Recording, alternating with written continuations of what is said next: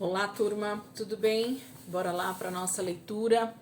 Acredito que vocês estão aí já enjoados, né, de me ouvir com essa com esse início, né, de cada vídeo. Bora lá, galera, para nossa leitura, né? Vocês estão aí já um ano ouvindo essa declaração e eu tenho certeza que o Senhor tem feito grandes coisas, né? Não tenho dúvidas disso. E nós estamos então indo para a nossa reta final, total, né? Reta final aí da nossa leitura, os últimos 3 dias. Hoje, dia 29 de dezembro. E aí nós temos 29, 30 e 31. E todos esses 3 dias nós vamos estar dentro do último livro da Bíblia, né? O desfecho do que é a história da redenção da humanidade.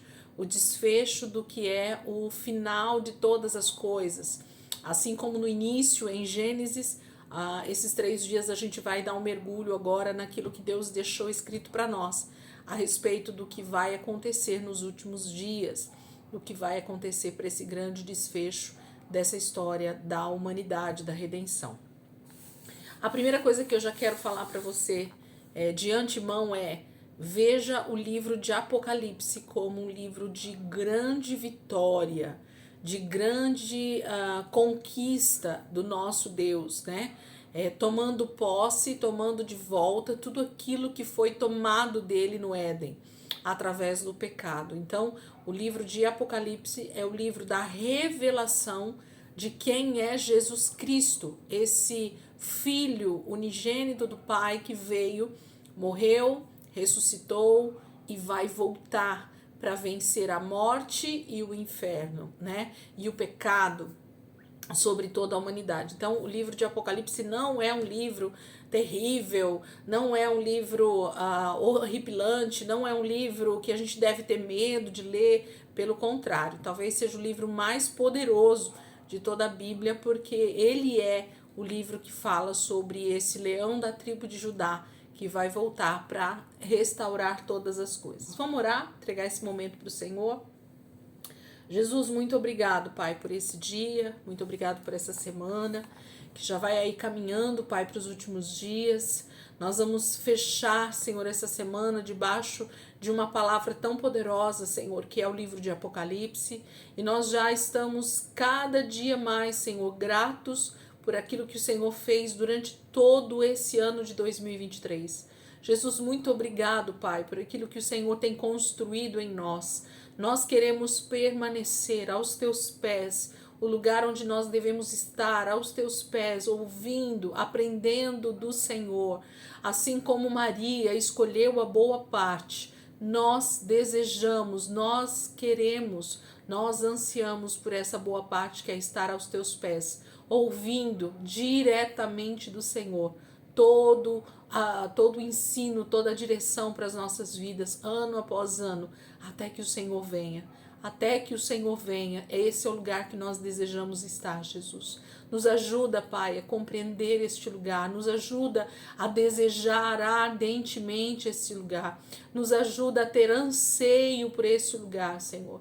Quando nós entendemos a palavra anseio, quando nós entendemos o que é ter ânsia por algo, né? Aquilo trazer uma ansiedade de tal maneira que nós desejamos muito aquilo, né? Isso é estar com o anseio pelo noivo, o anseio pela presença de Deus.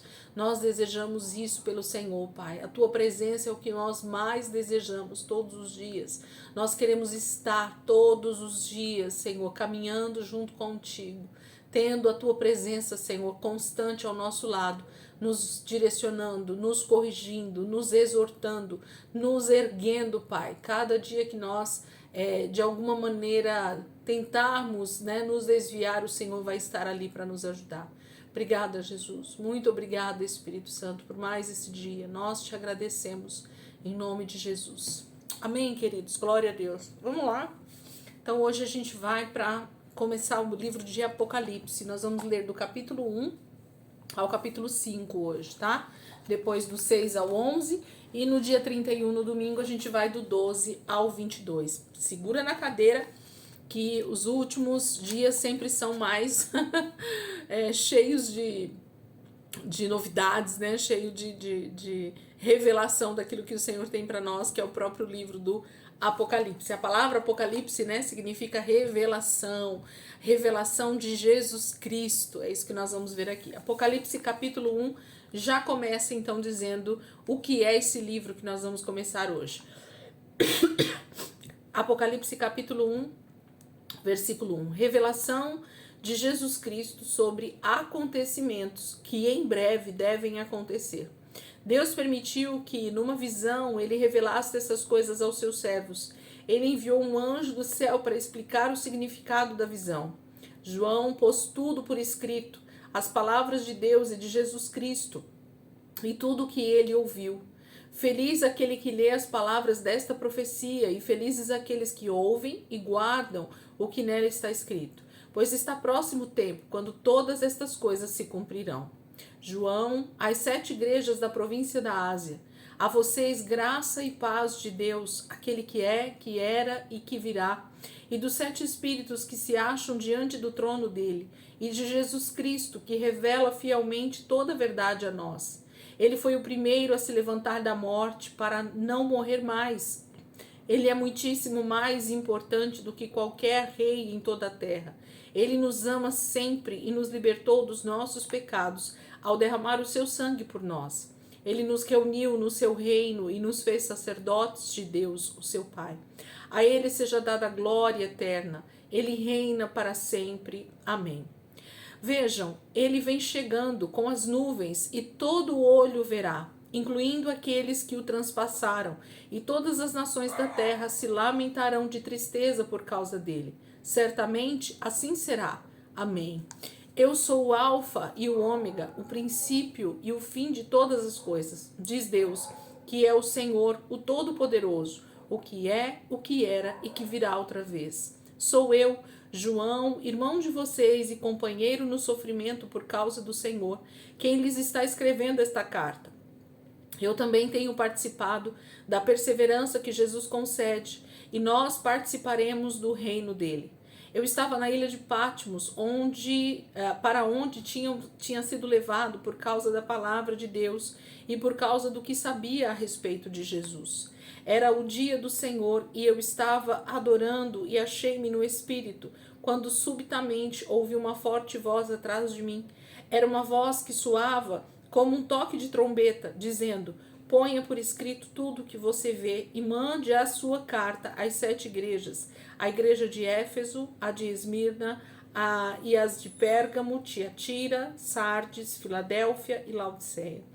Quando me voltei para ver quem estava falando, ali atrás de mim estavam 7 castiçais de ouro, e entre os castiçais achava-se alguém semelhante a um filho de homem, vestido de um manto comprido que chegava aos seus pés, e uma faixa de ouro ao redor do peito. O cabelo dele era branco como a lã ou a neve, e os olhos eram labaredas de fogo. Os pés brilhavam como bronze polido, e a sua voz ressoava como o som de muitas águas. Ele segurava na mão direita 7 estrelas, e da sua boca saía uma afiada espada de 2 gumes, e o rosto dele brilhava como a força do sol do meio-dia. Quando eu o vi, caí aos pés dele como morto, porém ele me pôs a mão direita em cima de mim e disse: não tenha medo, eu sou o primeiro e o último, o vivente que morreu, mas que agora está vivo para sempre. Eu tenho as chaves da morte e do inferno. Ponha por escrito o que você acaba de ver e as coisas que acontecerão depois. Este é o significado das 7 estrelas que você viu na minha mão direita e dos 7 castiçais de ouro.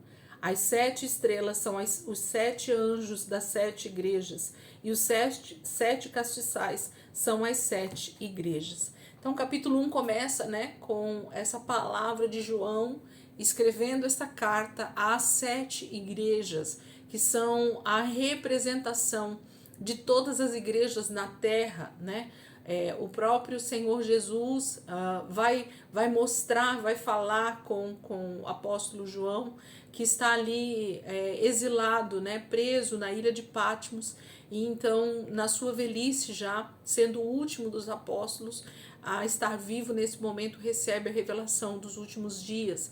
E o Senhor, diferente de Daniel, ele diz: escreve e manda às igrejas, né? Isso esteja totalmente sendo lido, explicado, falado nos 7 cantos dessa terra, né? Nos 4 cantos, 7 cantos, não, nos 4 cantos dessa terra. Capítulo 2. Ao anjo da igreja em Éfeso, escreva esta carta. Escrevo para transmitir-lhe uma mensagem daquele que tem as 7 estrelas na mão direita e os 7 castiçais de ouro. Eu sei quantas coisas boas você está fazendo. Tenho contemplado o seu árduo trabalho e a sua perseverança. Sei que você não tolera o pecado, que tem examinado cuidadosamente as pretensões daqueles que dizem ser apóstolos, mas não são, e já descobriu que eles são mentirosos. Você tem sofrido por mim com perseverança, sem desistir. Todavia tenho uma coisa contra você. Você não me ama como no princípio. Lembre-se de onde você caiu outra vez e trabalhe como fazia no início. Caso contrário, eu virei e tirarei o seu castiçal do lugar dele. Porém, há isto de bom a seu respeito. Você detesta as obras dos nicolaítas, como eu também as detesto. Que todo aquele que pode ouvir ouça o que o Espírito está dizendo às igrejas. A todos os que forem vitoriosos, eu darei o direito de comer do fruto da árvore da vida que está no paraíso de Deus. Ao anjo da igreja em Esmirna, escreva esta carta. Esta mensagem vem daquele que é o primeiro e o último, que esteve morto e depois voltou à vida. Eu sei quanto você sofre pelo Senhor e sei tudo a respeito da sua pobreza, mas você tem riquezas. Conheço a calúnia daqueles que se opõem a você, que dizem que são judeus, mas não são, porque sustentam a causa de Satanás.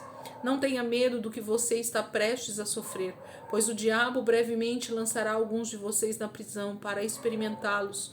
Vocês serão perseguidos durante 10 dias. Mostre-se fiel até mesmo quando estiver enfrentando a morte, e eu lhe darei a coroa da vida. Que todo aquele que pode ouvir ouça o que o Espírito está dizendo às igrejas.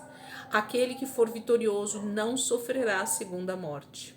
Ao anjo da igreja em Pérgamo, escreva: esta mensagem vem daquele que empunha a afiada espada de 2 gumes. Eu estou bem ciente de que você mora na cidade onde está o trono de Satanás. Apesar disso, você tem permanecido fiel a mim e recusou negar-me, mesmo quando Antipas, minha testemunha fiel, foi morto entre vocês, onde habita Satanás. Todavia, eu tenho algumas coisas contra você. Você tolera no seu meio alguns que seguem os ensinos de Balaão, que ensinou Balaque a armar ciladas contra o povo de Israel, envolvendo-os em pecados sexuais e estimulando-o a ir às festas de ídolos. Sim, existem alguns desses mesmos seguidores de Balaão entre vocês, que seguem os ensinos dos nicolaítas. Mude a sua mente e a sua atitude, caso contrário eu virei a você subitamente e lutarei contra eles com a espada da minha boca. Que todo aquele que pode ouvir ouça o que o Espírito está dizendo às igrejas. Todo aquele que for vitorioso comerá do maná escondido, e a cada um eu darei uma pedra branca, e na pedra estará gravado um nome novo que ninguém mais conhece, a não ser aquele que o recebe. Ao anjo da igreja em Tiatira, escreva esta carta. Esta é uma mensagem que vem do Filho de Deus, cujos olhos penetram como labaredas de fogo, cujos pés brilham como bronze reluzente. Eu estou ciente de todas as suas obras, o seu amor, a sua fé, o seu serviço e a sua paciência, e observo o seu constante progresso, fazendo mais agora do que no princípio. Todavia, tenho contra você o seguinte: você está permitindo que Jezabel, aquela mulher que se diz profetiza, instigue os meus servos a praticar a imoralidade sexual e a comer carne que foi sacrificada aos ídolos. Eu dei tempo a ela para mudar a sua mente e a sua atitude, da sua imoralidade sexual. Porém, ela recusou. Agora, preste atenção ao que estou dizendo. Eu a prostrarei doente numa cama, numa tremenda aflição, juntamente com todos os seus seguidores imorais, a menos que se voltem para mim novamente, arrependidos do pecado que ela pratica. E ferirei de morte os filhos dela, e todas as igrejas saberão que eu sou aquele que sonda profundamente o coração e a mente dos homens. Eu darei a cada um de vocês aquilo que merecer. Quando os restantes de vocês de Tiatira, que não seguiram o falso ensino dela. Quanto aos restantes de vocês de Tiatira, que não seguiram o falso ensino dela, as verdades mais profundas, como eles as chamam, os profundos segredos de Satanás, não pedirei de vocês mais nada além do que já pedi. Tão somente segurem com firmeza o que vocês têm até que eu venha. A cada um que vencer, que continuar fazendo as coisas que me agradam até o fim, darei autoridade sobre as nações. Ele as governará como uma vara de ferro, elas serão esmigalhadas como um vaso de barro quando é quebrado em pedaços. Eu lhe darei a mesma autoridade que recebi de meu Pai, e também darei a vocês a estrela da manhã. Que todo aquele que pode ouvir, ouça o que o Espírito está dizendo às igrejas. Capítulo 2, ele está escrevendo já algumas cartas, né? Ele escreve a Éfeso, ele escreve a Esmirna e ele escreve a Tiatira, né? Acho que é isso, a Pérgamo também. Então, nós já temos aqui algumas igrejas que estão sendo, então, enviadas as cartas que o próprio Jesus está ditando, está inspirando, né, a João escrever. E cada uma dessas igrejas tem as suas particularidades, tem as suas, os seus elogios, as suas cobranças, né? O próprio Jesus está chamando a atenção para alguns pontos em cada uma dessas igrejas. E vale muito a pena, gente, dar uma olhadinha com mais calma nas 7 igrejas do Apocalipse, porque aqui está descrito o que Jesus tem visto, né, na sua igreja, na sua noiva, naquela para o qual ele está sendo enviado todos os dias a tratar, a mostrar, a consolidar, a edificar, né? O corpo de Cristo está sendo edificado através da igreja. Então, essas correções, elas são necessárias e são para os nossos dias também, né? Nós precisamos olhar isso com mais clareza. Lá nos estudos de escatologia, a gente falou bastante sobre esses textos, né, dentro de Apocalipse. Eu acredito que eu tratei esses temas mais no final do estudo, eu não me lembro agora em qual dos vídeos, né, está, mas vale a pena, quem desejar ir fazer um estudo um pouco mais minucioso dessas cartas, vai estar lá disponível para vocês meditarem junto comigo. Capítulo 3. Ao anjo da igreja em Sardes, escreva esta carta. Esta mensagem é enviada a você por aquele que tem os 7 Espíritos de Deus e as 7 estrelas. Eu conheço as suas obras. Você tem a fama de igreja viva e ativa, mas está morta. Portanto, acorde, fortaleça o pouco que resta, porque até mesmo o que restou está a ponto de morrer. As suas obras estão longe de ser corretas aos olhos de Deus. Volte ao que você ouviu e creu no princípio. Retenha-o firmemente e volte-se para mim outra vez. Se não fizer, eu virei subitamente a você, sem ser esperado, como um ladrão, e o castigarei. Todavia, mesmo aí em Sardes, alguns não mancharam suas roupas com a imundícia do mundo. Eles andarão comigo vestidos de branco, porque são dignos. Todo aquele que vencer será vestido de branco. Eu não apagarei o nome dele do livro da vida, e o reconhecerei diante do meu Pai e dos seus anjos. Que todo aquele que pode ouvir, ouça o que o Espírito está dizendo às igrejas. Ao anjo da igreja em Filadélfia, escreva esta carta. Esta mensagem é enviada a você por aquele que é santo e verdadeiro, que tem a chave de Davi para abrir o que ninguém pode fechar e fechar o que ninguém pode abrir. Conheço bem as suas obras. Você não é forte, mas tem procurado obedecer a minha palavra e não tem negado o meu nome. Portanto, eu lhe abri uma porta que ninguém pode fechar. Veja o que eu farei com todos aqueles que sustentam as causas de Satanás, enquanto afirmam ser judeus, mas não são. Eles são mentirosos. Farei com que caiam aos seus pés e reconheçam que é você, aquele que eu amo. Pelo fato de que você me obedeceu com perseverança, apesar da perseguição, eu o protegerei do tempo do grande sofrimento e provação que virá sobre o mundo para pôr à prova todos os habitantes da terra. Atenção, eu volto logo. Guarde firmemente o que você tem para que ninguém tome a sua coroa. Quanto àquele que vencer, eu farei uma coluna no templo do meu Deus. ele estará firme e não será mais, e não sairá mais, e eu escreverei nele o nome do meu Deus, e será cidadão na cidade do meu Deus, a nova Jerusalém, que desce do céu vinda do meu Deus, e terá o meu nome gravado nele. Que todo aquele que pode ouvir ouça o que o Espírito está dizendo às igrejas. Ao anjo da igreja de Laodiceia escreva esta carta. Esta mensagem vem daquele que permanece firme, a testemunha fiel e verdadeira, a fonte primitiva da criação de Deus. Eu conheço bem as suas obras, sei que você não é quente nem frio. Eu desejaria que você fosse ou uma coisa ou outra. Porém, já que você é meramente morno, eu estou a ponto de cuspir você da minha boca. Você diz, eu sou rico, tenho tudo o que necessito, não preciso de coisa alguma. E não percebe que espiritualmente você é um desgraçado, um miserável, um pobre, cego e nu. O meu conselho a você é que compre de mim ouro puro, ouro purificado pelo fogo. Só então você será verdadeiramente rico. E que adquira de mim vestes brancas, limpas e puras, para cobrir a sua vergonha e nudez. E compre de mim remédio para curar os seus olhos e devolver-lhe a sua vista. Eu corrijo e disciplino todo aquele a quem amo. Portanto, abandone a sua indiferença e se torne um entusiasta das coisas de Deus. Atenção, eu tenho permanecido à porta e estou batendo constantemente. Se alguém ouvir a minha voz e abrir a porta, eu entrarei e farei companhia a ele e ele a mim. E permitirei que cada um que vencer se sente ao meu lado no meu trono, assim como eu ocupei o meu lugar com o meu Pai em seu trono quando me tornei vencedor.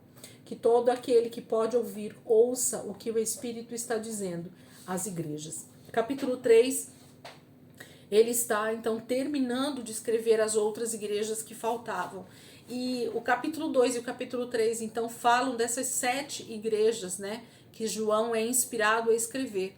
E, no meu entendimento, essas igrejas, elas são um exemplo de tipos de cristãos, né? Elas, naquele momento, eram igrejas físicas, sim, igrejas em cidades específicas, mas cada uma tinha a sua particularidade, cada uma tinha a sua parte boa e a sua parte ruim, e o Senhor está alertando tanto para uma coisa quanto para outra. Hoje, toda essa história, todas essas cartas, elas têm uma representatividade, né? Uma alegoria, uma tipologia de cristãos, não somente de uma igreja local, mas de cristãos ao redor do mundo. E nós precisamos então olhar para essas igrejas, olhar para esse tipo de cristão que está sendo representado por cada uma dessas igrejas e nos encontrar e dizer, Senhor, perdoa-nos, nos encontre fiel, nos encontre permanecendo fiel até a sua volta. É isso que o Senhor deseja de nós. Capítulo 4. Então, quando olhei, vi uma porta aberta no céu, e a mesma voz que eu tinha ouvido antes, que tinha soado como um poderoso toque de trombeta, falou comigo e disse, suba para cá, e eu lhe mostrarei o que deve acontecer depois destas coisas. No mesmo instante eu fui dominado pelo Espírito, e vi um trono no céu e alguém sentado nele. O seu rosto brilhava como as pedras de jaspe e sardônio, e um arco-íris fulgurante como uma esmeralda envolvia o trono. Esse trono estava rodeado por 24 tronos, com 24 anciãos sentados neles, todos vestidos de branco, com coroas de ouro na cabeça. Do trono saíam relâmpagos e trovões, e havia vozes nos trovões. Bem na frente do trono dele havia 7 lâmpadas acesas, que são os 7 Espíritos de Deus. Diante do trono achava-se estendido um brilhante mar de cristal. Nos 4 lados do trono estavam 4 seres viventes, cobertos de olhos na frente e atrás. O primeiro destes seres viventes tinha a forma de um leão, o segundo parecia um boi, o terceiro tinha o rosto de um homem, e o quarto tinha a forma de uma águia, com as asas abertas como se estivesse voando. Cada um desses seres viventes tinha 6 asas, e a parte central das asas deles estava coberta de olhos. Dia e noite eles viviam dizendo, Santo, Santo, Santo, é o Senhor Deus Todo-Poderoso, que era, que é e que virá. E quando os seres viventes deram glória, honra e agradecimentos ao que está assentado no trono, que vive para todo sempre, os 24 anciãos caíram diante dele e adoraram aquele que vive eternamente. e depositaram suas coroas diante do trono, dizendo: Ó Senhor e Deus nosso, digno é de receber a glória, a honra e o poder, porque o Senhor criou todas as coisas. Elas foram criadas e chamadas à existência por um ato da sua vontade. Capítulo 4, então, fala dessa segunda vez em que o apóstolo João tem uma visão do trono de Deus, tem uma visão do próprio Cristo assentado nesse trono. E aqui no capítulo 4 ele tem uma visão de outros seres celestiais que compõem, né, esse trono, que estão ali ao redor do trono de Deus. Fala dos seres viventes, fala dos 24 tronos com 24 anciãos, fala desses seres que habitam a santidade de Deus, que habitam ali no tabernáculo de Deus, no trono de Deus, né? E que estão constantemente em plena adoração àquele que vive e aquele que é totalmente santo. É isso que esses seres celestiais falavam. Capítulo 5, para a gente finalizar nossa leitura de hoje. Então vi na mão direita daquele que está assentado no trono um livro em forma de rolo de pergaminho, e o rolo estava escrito por dentro e por fora, e estava fechado com 7 selos. Vi um anjo poderoso proclamando com uma forte voz: Quem é digno de quebrar os selos deste rolo e abri-lo? Mas ninguém em todo o céu, nem na terra toda, nem dentre os mortos, tinha permissão para abrir e ler o rolo. Então eu chorei muito, porque ninguém em parte alguma era digno de abrir o livro, nem mesmo de olhar para ele. Porém, um dos anciãos me disse: Pare de chorar, o leão da tribo de Judá, a raiz de Davi, venceu e mostrou que é digno de abrir o livro e quebrar os 7 selos.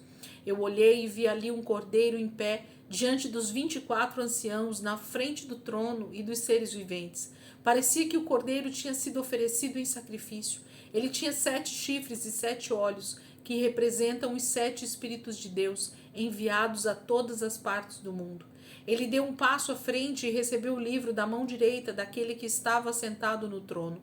E quando ele recebeu o livro, os 24 anciãos caíram de joelhos diante do cordeiro, cada um com uma harpa e com taças de ouro cheias de incenso, que são as orações do povo de Deus.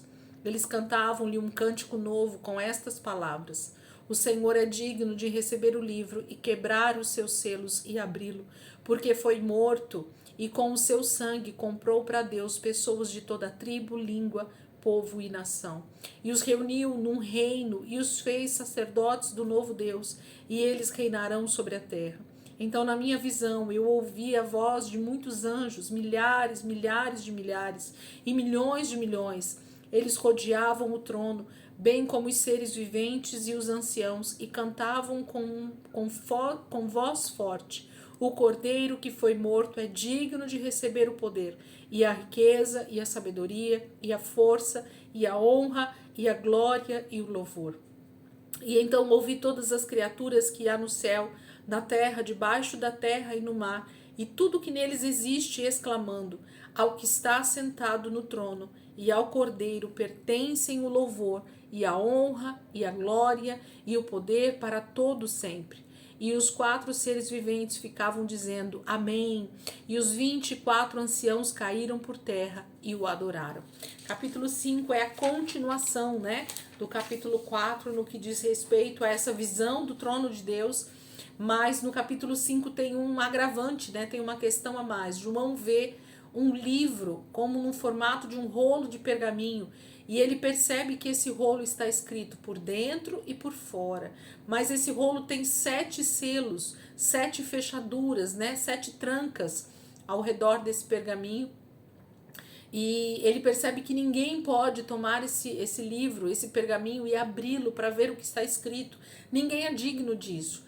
E ele chora muito, ele mesmo diz, né, aquela visão está diante dele e ele está vendo tudo aquilo acontecer, mas alguém, um ancião, né, um ser celestial, pede para João parar de chorar, porque existe um que é digno. E ele fala que é a raiz de Davi, o leão da tribo de Judá, ele venceu e ele é digno. Então, o Senhor Jesus toma da mão do ancião de dias esse livro, esse pergaminho, e ele pode abrir os 7 selos. Ele tem esse poder para abrir os 7 selos, porque ele foi morto, ele não tinha pecados, ele fez o que o Pai precisava que fosse feito para que isso pudesse acontecer. E aí nós vamos ver, a partir do capítulo 6, o início dessa abertura dos selos, né? Dessa maneira como o cordeiro que pegou o livro vai tomá-lo da mão e vai começar então desenvolver essa história de redenção, o final de todas as coisas, para que ele venha governar, para que ele venha reinar e os seus inimigos sejam realmente postos debaixo dos seus pés. É isso que a gente vai ver a partir de amanhã. Percebem que toda aquela questão que a gente às vezes olha para o livro de Apocalipse e vê um livro feio, ruim, difícil de se ver, não, nós temos toda a beleza do próprio Cristo sendo dito em palavras aqui como é belo o lugar em que ele está, como os seres celestiais o adoram todo o tempo, dizendo o quanto ele é digno de receber toda a honra, toda a glória, todo o louvor, né? Do quanto essa história da redenção ela está realmente se desenvolvendo e ela vai terminar como Deus já disse que vai terminar, com a volta do seu Filho, colocando todos os seus inimigos debaixo dos seus pés, vencendo a morte e o inferno. Amém, queridos? Que vocês possam, então, aí aproveitar, quem está de férias, né? Pode aí aproveitar um pouquinho mais da leitura, estar meditando, pode, inclusive, pegar lá o estudo, né, de escatologia, que a gente falou um pouquinho sobre essas cartas, e dar uma olhada, tá tudo aí no canal, vocês podem ficar à vontade para isso, né? Mas se não tiver tempo, pelo menos a leitura já ajuda bastante. Amanhã, se Deus quiser, né, dia 30, sábado, a gente vai ler mais alguns capítulos aqui de Apocalipse, do 6 até o 11, e no domingo, último dia do ano, a gente finaliza então com os últimos capítulos aqui de Apocalipse. Amém, queridos? Deus abençoe, ótimo dia aí para vocês, ótima sexta-feira, e amanhã, se Deus quiser, a gente está aqui para continuar nossa leitura em nome de Jesus.